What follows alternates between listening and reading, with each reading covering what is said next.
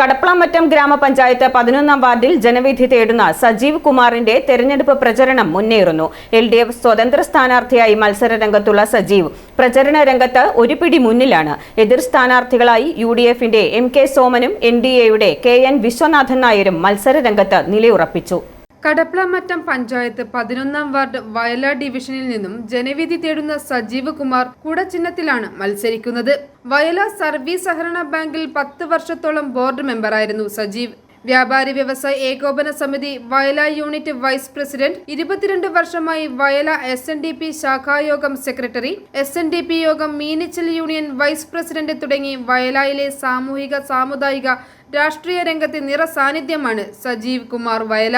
ഈ വരുന്ന 9-ാം തീയതി നടക്കുന്ന തദ്ദേശ തെരഞ്ഞെടുപ്പിൽ ഇടതുപക്ഷ ജനാധിപത്യ മുന്നണിയുടെ സ്ഥാനാർത്ഥിയായിട്ട് കടപ്ലാമറ്റം പഞ്ചായത്തിൻ്റെ 11-ാം വാർഡിൽ നിന്ന് മത്സരിക്കുന്ന സ്ഥാനാർത്ഥിയാണ് ഞാൻ. പേര് സജീവ് കുമാർ. LDF സർക്കാർ നടപ്പിലാക്കിയ ക്ഷേമകാര്യങ്ങൾ ജനങ്ങളെ പറഞ്ഞ് ബോധ്യപ്പെടുത്തിയും വോട്ട് അഭ്യർത്ഥിച്ചും കൊണ്ട് പര്യടനത്തിലാണ്.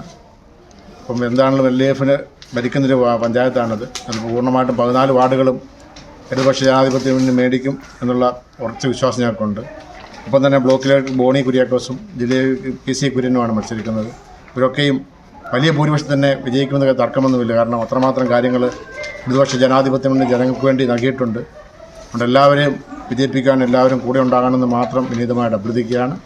12-ാം വാർഡ് LDF സ്ഥാനാർത്ഥി PM Joseph, CPIM area secretary Babu Abraham Vellappadikkal, branch secretary Joshi Kuzhivelil, Kerala Congress booth secretary Shaji Kunjanayil, panchayat member Lalitha Mohanan, Kerala Congress M പ്രതിനിധി സണ്ണി എന്നിവർ പ്രചരണത്തിന് പങ്കെടുത്തു. കടപ്ലാമറ്റം ഗ്രാമപഞ്ചായത്തിൽ 12-ാം വാർഡിൽ നിന്ന് ഇടതുപക്ഷ ജനാധിപത്യ മുന്നണിയുടെ സ്ഥാനാർത്ഥിയായി ഞാൻ മത്സരിക്കുകയാണ്. അരിവാൾ ചുറ്റിക നക്ഷത്രം അടയാളത്തിൽ ഞങ്ങളുടെ എല്ലാം വിലയേറിയ വോട്ടുകൾ നൽകി വിജയിപ്പിക്കണമെന്ന് വളരെ വിനയപൂർവ്വം അഭ്യർത്ഥിക്കുകയാണ്, അപേക്ഷിക്കുകയാണ്. i4 news, Ettumanoor.